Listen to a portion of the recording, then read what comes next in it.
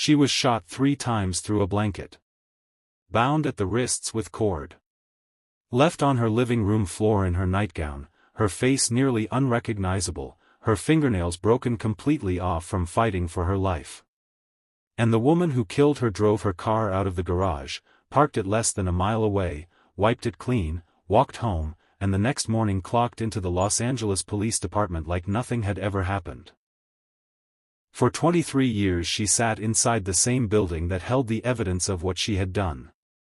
She earned promotions. She worked cases. She walked past colleagues who were supposed to be looking for her. She attended department functions. She shook hands with the very detectives who had her name on day 2 of the investigation and chose to put it down. Every few years a grieving father would fly in from Tucson, sit across from a new detective, and say the same name. Every time, he was thanked for his time and sent back to the airport with nothing. For 23 years. What broke this case open was not a confession. Not a tip. Not a witness who finally came forward. It was a cotton swab sitting in a torn envelope at the back of a freezer, surviving every attempt to make it disappear, waiting for one scientist who refused to walk away from it. This is the story of Sherry Rasmussen. And the woman inside the badge who killed her. If this channel is new to you, subscribe right now and hit that notification bell. Midnight Crime 247 covers the cases the system tried to bury, and this one goes deeper than almost anything we have covered before. Stay with me. This story does not slow down. Sherry Rasmussen was not supposed to be home that morning. That fact mattered to whoever walked through her door. Think about what it tells you. It tells you the killer knew her schedule. Knew her habits. Knew the difference between a morning she stayed home and a morning she left. This was not random. This was surveillance. She was 30 years old. Director of nursing at Glendale Adventist Medical Center in Los Angeles. She had entered college at 16, not because anyone pushed her, but because she was wired that way. By her mid-20s she had already earned a master's degree and was teaching graduate-level coursework at UCLA. People who knew her said the same thing in every interview across every decade. Intelligent. Grounded. Warm. The kind of person who walked into a room and immediately made it feel less heavy. Her father Nels described her as someone who radiated beauty, not just in appearance, but in everything she carried into a space. Her sister called her the sunshine in the room. Someone who could shift the weight off anyone without trying. And physically she was formidable. 6 feet tall. Athletic. Exceptionally strong. Her father would later tell investigators with quiet certainty that she was not someone who would go down without an extraordinary fight. He was right. The evidence confirmed it. In the spring of 1984 she met a man named John Rutan at a party in Los Angeles. He saw her smile from across the room and could not stop watching it. By November of 1985 they were married, living together in a condominium on Balboa Boulevard in the San Fernando Valley. Sherry was 29 years old. Her whole life, by every measure, was just getting started. The marriage was 88 days old when she was killed. The morning of February 24, 1986 started quietly. Sherry had a motivational speech scheduled at work. She had strained her back during an aerobics class the day before and told John she was thinking about calling in sick. He kissed her goodbye and left for his new engineering job at approximately 7:20 in the morning. She was still in bed. Still undecided. Still in her nightgown. That was the last time he saw her alive. A neighbor noticed the garage door standing wide open around 9:45 that morning. No car inside. A small detail, the kind of thing you notice for half a second and forget. At 12:30 in the afternoon a maid cleaning a nearby unit heard what sounded like 2 people fighting, then something heavy hitting the floor. She assumed it was a domestic dispute. She did not call anyone. She went back to work. John arrived home at 6 in the evening. The garage door was still open. Broken glass was scattered across the driveway. Sherry's BMW, the car he had given her as an engagement gift, was gone. He walked inside. Sherry was on the living room floor. Motionless. Her face was swollen beyond recognition. There were cuts across her head and neck. Her wrists showed marks from cord that had been used to bind her. The cord itself was found near the front door. Her fingernails had broken completely off during a struggle that had moved through multiple rooms. Near the alarm panel, a bloody handprint was pressed against the wall. She had reached for the panic button. She had missed it by inches. She had been shot 3 times in the chest at point-blank range. Each bullet fired through a quilt draped across a chair beside her. The muzzle of the gun had been pressed so firmly against the quilt, so firmly against her body, that it left a physical bruise where it made contact. The shots had been deliberately muffled. Her marriage certificate was missing from the bedroom. The jewelry box on the dresser had not been touched. Whoever killed Sherry Rasmussen did not come to rob her. They came to eliminate her. Detectives built their theory within hours. The scene had the surface appearance of a break-in. The stereo had been ripped from the wall and left near the staircase. The car was gone. The balcony door above the garage had been smashed to gain entry. They concluded 2 male burglars had broken in, been surprised by Sherry, struggled with her, killed her, and fled in her vehicle. Case theory locked in before the forensic team had even finished processing the scene. Nels Rasmussen heard that theory on the day of his daughter's murder and said no. Not from denial. From logic. His daughter was 6 feet tall and in exceptional physical shape. The struggle had lasted approximately 90 minutes. Investigators acknowledged that timeframe themselves. Burglars do not stay inside a home for 90 minutes. They take what they came for and leave. The jewelry box on the dresser had not been touched. The stereo had been ripped from the wall but never carried out of the building. The shots had been fired with the barrel pressed against her body and muffled through fabric. That is not panic. That is not a burglary that spiraled out of control. That is someone who came with a plan, a gun, a motive, and enough composure to stage a scene before walking out the door.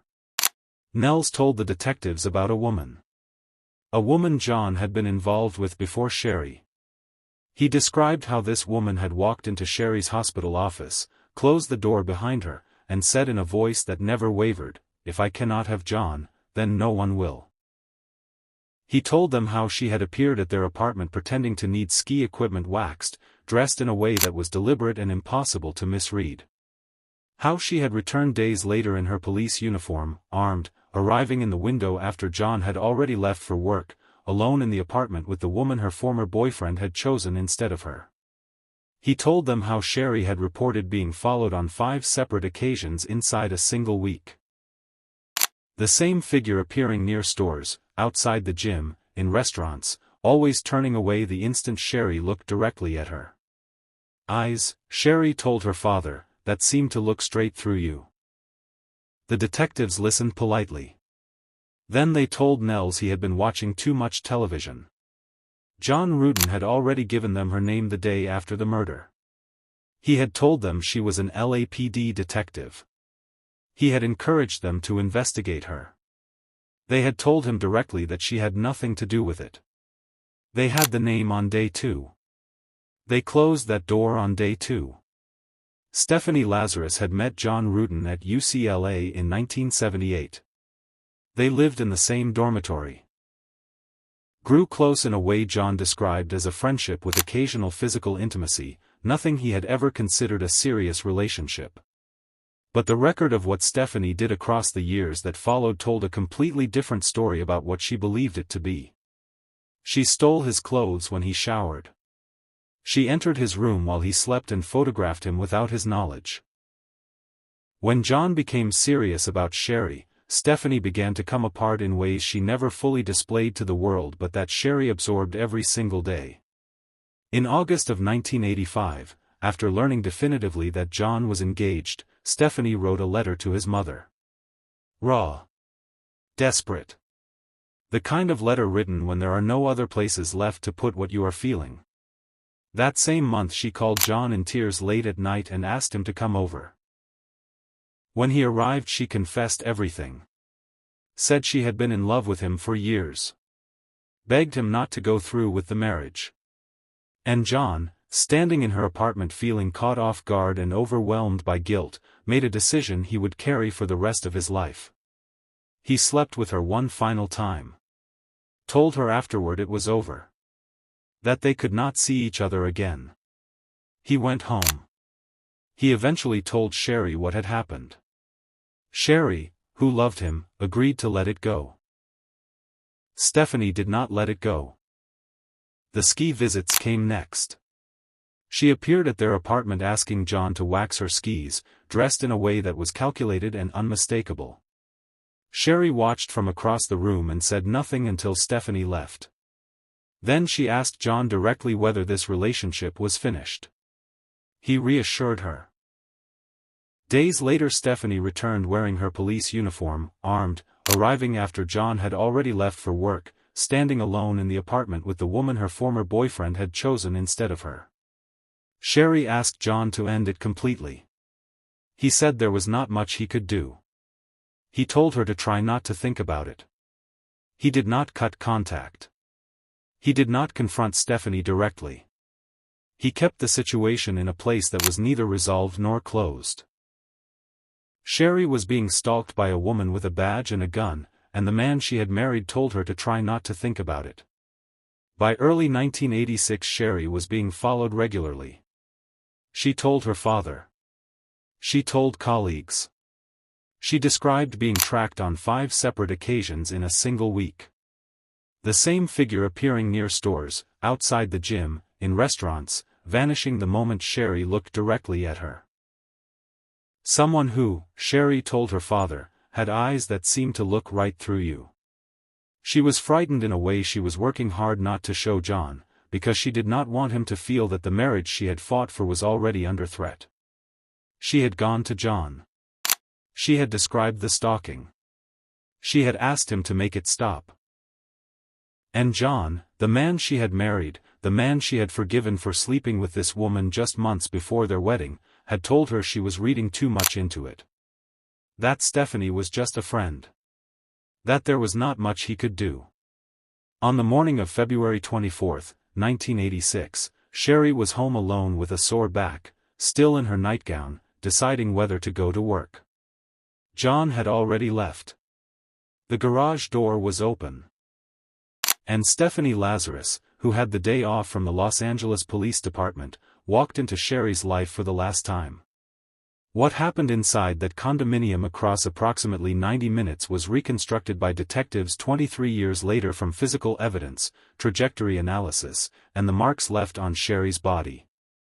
The struggle began and moved. Room to room. A porcelain vase was used as a weapon. Sherry was bound. She fought. She clawed at the front door.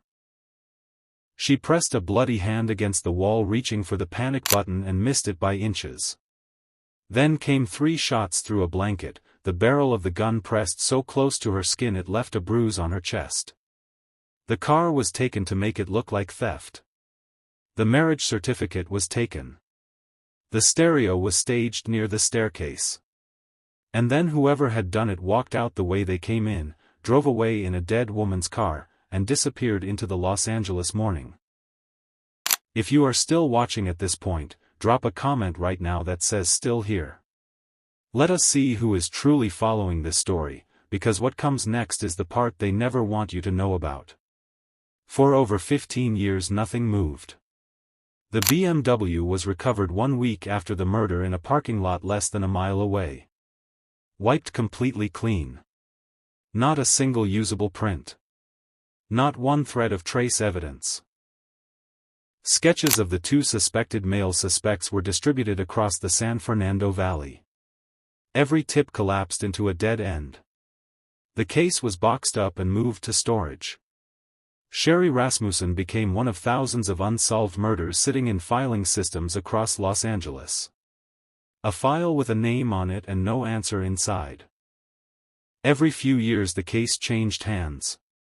Each time it did, Nels flew from Tucson to Los Angeles to meet the new detective assigned to it. He brought his notes. He brought his questions. He brought the same name he had been carrying since the week of the murder. Each time he was shown a folder that had grown thinner rather than thicker and sent back to the airport with nothing new. Nels offered to pay for DNA testing himself when the technology began to change the landscape of forensic investigation in the early 1990s. He had been following every development he could find, reading about DNA profiling the way other people read daily news. He believed the bite mark evidence recovered from Sherry's forearm during the struggle could change everything. He told the assigned detective he would personally cover the cost of testing. The detective told him there was no point running DNA without a suspect to compare it against. Nels told him he had a suspect. The detective told him to move on. Then the evidence began to disappear. Not all at once. Not loudly. Piece by piece, over years, in a way that looked from the outside like administrative negligence but from the inside looked like something far more deliberate. Trace evidence collected directly from Sherry's body was checked out of the Los Angeles County Coroner's Office by an LAPD detective. A log entry existed. A signature was on file. And then nothing. The evidence was never returned. No explanation was ever recorded. No accountability was ever sought. The case file had also been trimmed significantly on the stated grounds that it had grown too large for cold case storage. Audio recordings of Nels's interviews with investigators were among the material that vanished. Specifically, the recordings that had contained any reference to Stephanie Lazarus disappeared. Other recordings from the same interviews remained intact. Think about that. Not all the recordings. Only the ones with her name in them. The Rasmussen family had begun to believe what investigators had refused to consider. Someone inside the Los Angeles Police Department had been actively shielding Stephanie Lazarus. Not through a single dramatic act. Through a series of quiet decisions made across years by people who may or may not have known exactly what they were covering. A file trimmed here. Evidence checked out and never returned there. A father's detailed and consistent account dismissed as delusion. A forensic scientist's findings met with institutional retaliation. In 2001 the LAPD established a cold case unit dedicated to DNA analysis. Sherry's file, now 15 years old and missing significant portions of its original contents, eventually reached a criminalist named Jennifer Francis. She approached the material without the tunnel vision that had defined every prior attempt to close it. She read the physical evidence as a scientist. And she noticed immediately that the bite mark entry was incomplete. A bite wound should yield 2 DNA profiles. The victims and the attackers. The file implied only one had been sampled. She looked for the swab. It was not in evidence storage. It was not on any current property log. She worked backward through old paperwork until she found a 1986 entry confirming it had been collected, logged, and signed for. It had existed. Someone had put it into the system. And at some point between 1986 and the early 2000s it had ceased to exist anywhere anyone could officially access it. Francis called every coroner's office in Los Angeles County. She was told the swab was not on file. Staff physically searched freezers by hand. 6 hours into the search, at the back of a freezer, behind other containers, someone found a torn envelope with a faded handwritten label. The handwriting had partially deteriorated. One word was still fully legible. Rasmussen. Inside the envelope, still intact after 19 years, was the original cotton swab collected from the bite wound on Sherry Rasmussen's forearm in 1986. Francis ran her tests. The DNA on the swab was female. It did not match Sherry. An unknown woman had bitten Sherry Rasmussen with enough force to leave a clear biological impression, and that impression had survived nearly 2 decades in a damaged envelope inside a freezer that someone had either forgotten or expected would never be found. When Frances brought these findings to the detective overseeing her work and mentioned the case file references to John's ex-girlfriend who had threatened and stalked Sherry before her death, the detective told her flatly. The woman is not just an ex-girlfriend. She is an LAPD detective. And she is not part of this investigation. Frances did not accept that answer. She took the findings to the cold case unit. She was redirected. She went to the scientific division. Redirected again. She went to robbery homicide. Then to internal affairs. At every door she received the same message delivered in different words. This does not go where you think it goes. Stop pushing. Then the consequences began. Her supervisors began questioning her mental state. She was described internally as paranoid, too emotional, obsessive about a single case. She was ordered into mandatory counseling with a therapist sanctioned by the LAPD. Inside the department, that instruction carries one specific meaning. It brands you. Her casework was quietly reassigned. Colleagues told her to get a hobby. A deputy district attorney, in a conversation Frances never forgot, called her crazy. Jennifer Frances had not imagined a conspiracy.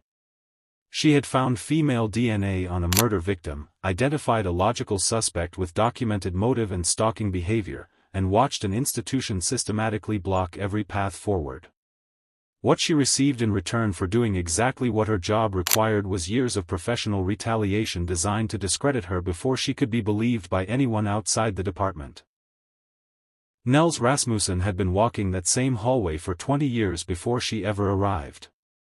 In February 2009 the case reached Detective James Nuttall in the very homicide division that had failed to solve it in 1986. Nuttall sat with the file, read Nels's years of letters, absorbed Frances's DNA findings, and worked from the only theory the physical evidence would support. This had never been a robbery. Not from the first hour. Not ever. He called John Rudin, now living in the Bay Area. In that conversation John finally gave voice to what he had been holding for years. He handed Nuttall details that had never appeared in any official record. The photographs taken while he slept. The clothes stolen when he showered. The letters. The birthday party for his 25th that she had organized while he was already seeing other women. The last night together after the engagement announcement. And one specific detail that required a full stop. In 1989, 3 years after Sherry's murder, John Rudin had called the lead detective on the original investigation and asked him directly whether any evidence linked Stephanie Lazarus to Sherry's death. The detective had told him nothing did. John had then gone on a trip to Hawaii with Stephanie. He had suspected her for 3 years. He had kept her in his life anyway. He had not brought new information to investigators. He had not pushed. He had made a call to verify his safety, received reassurance, and traveled with the woman he privately believed may have murdered his wife. The man Sherry died for kept in contact with the woman who killed her for years after the murder and said nothing to anyone while Nels Rasmussen made phone calls that went nowhere for 2 decades. Nuttall formed a team of 5 people. They referred to their suspect only as number 5. Never by name. Never in written notes. Never in emails. They worked inside the same building as Stephanie Lazarus, on the same floor, in the same division, for months, building the case in absolute silence while she sat at her desk 30 feet away. Departmental records confirmed that Stephanie had owned a Smith & Wesson Model 49, a .38 caliber revolver, in 1986. The same caliber and weapon type used to kill Sherry. 2 weeks after the murder she had filed a police report claiming the revolver had been stolen from her car near a local pier. The report she had written herself removed the weapon from every official record at precisely the moment investigators were actively searching for a murder weapon. Departmental records also confirmed she had been off duty on February 24, 1986. For a full week, undercover officers tracked her movements and waited for the right moment to collect a discarded DNA sample without triggering any awareness that she was being investigated. They needed something she had touched with her mouth and would leave behind without a second thought. On May 28, 2009, the moment arrived. Stephanie and her daughter stopped at a Costco. They sat outside together. They had a snack. They got up and walked away. The team moved in. They collected the cup and straw. The sample went to Jennifer Francis the same day. The woman who had spent 5 years being called paranoid and unstable. Who had been ordered into counseling. Who had watched her casework reassigned and her professional reputation quietly dismantled by the institution she had served. She ran the analysis. The following morning the result was returned. The DNA from the straw matched perfectly with the DNA extracted from the bite mark on Sherry Rasmussen's forearm. 23 years. 1 bite. 1 cotton swab in a torn envelope at the back of a freezer. 1 woman. The detective who had spent years inside the same department that had buried this evidence was now the match. Every door that had been closed, every recording that had vanished, every time Nels was sent home with nothing, it all collapsed into a single result on a single printout in Jennifer Francis's hands. On June 5, 2009, Nuttall and a colleague approached Stephanie Lazarus at her desk in the Commercial Crimes Division. They told her there was a difficult suspect in the holding area related to an art theft case and they needed her expertise. She agreed immediately and followed them downstairs. To the one area in the entire building where no one, regardless of rank, was permitted to carry a firearm. She handed over her weapon at the door and walked into the interrogation room. Nuttall started soft. He asked about John Rudin. Said there were some notes in a file with her name attached and they just needed to clear a few things up away from colleagues. Stephanie was relaxed. She talked about UCLA, the dorms, how she and John had been involved briefly. Nothing serious. Just 2 people who had drifted apart. 23 years of rehearsed normality delivered without a single hesitation or visible crack. Then Nuttall asked about John's wife. She thought she had been a nurse, Stephanie said.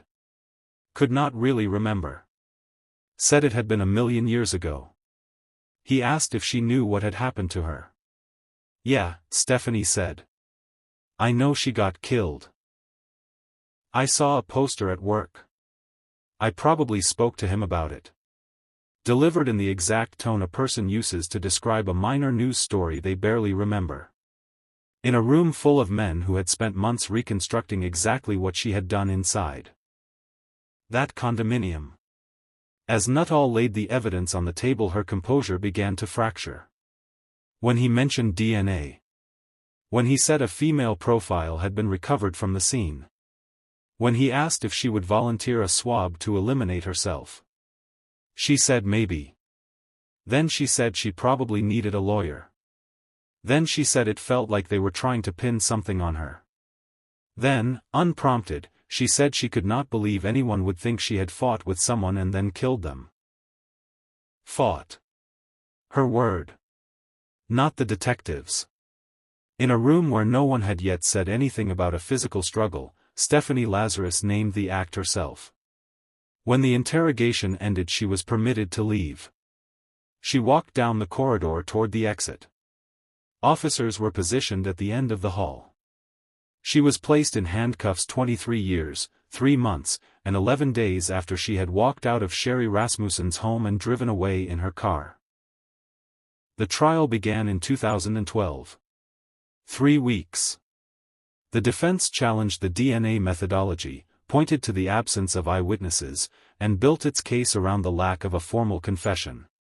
The prosecution presented the DNA match, the gun registration, the theft report filed at the exact right moment, the departmental records confirming she was off duty that day, and the journals recovered from her home. Entries written about John. About Sherry. About the specific, consuming grief of watching someone you love choose someone else. Computer searches for John Ruden's name found on her personal hard drive from the late 1990s. More than a decade after the murder. Years into her own marriage to another man. She had never stopped. John Ruden testified. He described everything. The calls. The final night before the engagement. The years of continued contact he had maintained. The Hawaii trip. He said in open court that the fact Sherry had died because she married him brought him to his knees. Jennifer Francis testified about the swab. About the freezer. About what she had found and about every year she had been made to pay for finding it. Nels Rasmussen testified about 23 years of phone calls, folders that grew thinner instead of thicker, and being told by the people responsible for finding his daughter's killer that he watched too much television. On March 8, 2012, the jury returned its verdict in less than a single day. Guilty of first-degree murder. 27 years to life, plus 2 additional years for use of a firearm. Every subsequent appeal has been denied. Here is what other channels do not include. In 2023, 37 years after the murder, Stephanie Lazarus sat before the California Board of Parole hearings and admitted for the first time in her life that she had killed Sherry Rasmussen. She said it out loud, in a room with witnesses and recording equipment, in exchange for consideration of early release. The parole board denied her release. And when they delivered that decision, they played a recording in that room that Nels Rasmussen had made before his death, knowing this day would come, knowing he would not live to see it. He had sat down with a camera and recorded his voice so that even from the grave he could speak directly into that parole hearing. He described what had been done to his daughter's face. He said it was almost as if the killer had wanted to destroy the beauty Sherry carried. That it was not just a murder. That it was something more deliberate and personal than that. His recorded statement will be played at every future parole hearing Stephanie Lazarus attends for as long as the recording survives. Nels Rasmussen died without ever hearing her say she did it. He never got that. But he had already made sure she would never be able to say it privately, in a room without his voice in it. As of 2025, Stephanie Lazarus remains incarcerated at the Central California Women's Facility. Her 2023 parole hearing was her first serious attempt at early release following her admission of guilt. It was denied. Her eligibility to apply again under California law remains active. Each time she sits before that board, the recording will play. Each time the board will hear Nels Rasmussen describe what was taken. Jennifer Francis, the criminalist who found the truth and was ordered into counseling for it, has spoken publicly about the institutional retaliation she faced. She has described it as systematic and deliberate. She has never received a formal apology from the Los Angeles Police Department. No officer was ever disciplined for the handling of this investigation. No internal review was ever opened into how an active police detective was able to kill a woman, have her husband name her to investigators the very next morning, and then spend 23 years working inside the institution holding the evidence of what she had done. The trace evidence removed from the coroner's office in the early 1990s by an LAPD detective has never been recovered. The name of that detective has never been made public. The audio recordings containing Stephanie Lazarus's name have never been accounted for or explained. The case file that arrived at each new detective's desk, thinner than it should have been, has never been fully reconciled. Journalist Matthew McGough, who spent years investigating this case and published the definitive account in his 2019 book The Lazarus Files, put it simply. We know who killed Sherry. What no one in authority has ever been made to answer for is how she got away with it for as long as she did. And not one person has been held accountable for the decisions that allowed a police detective to commit murder and spend 2 decades walking free inside the very department responsible for finding her. That absence of accountability is not a footnote to this story. It is part of the crime. The murder of Sherry Rasmussen was not just a crime committed by one person in 1986. It was a crime that was allowed to remain a crime by a series of decisions made by other people over the 23 years that followed. Some of those decisions may have been negligence. Some of them may have been something worse. The line between the two has never been drawn, and no one with the authority to draw it has ever tried. Sherry Rasmussen was 30 years old when she died. She had entered college at 16. Earned her master's at 23. Become a director of nursing before 30. Taught at UCLA. She had just married the man she loved. She was making plans. Her niece became a nurse in her memory. Her youngest niece wore Sherry's wedding dress on her own wedding day, choosing to carry a piece of her aunt into one of the most important moments of her life. Not as a memorial. As a continuation. She is remembered not as a name in a case file.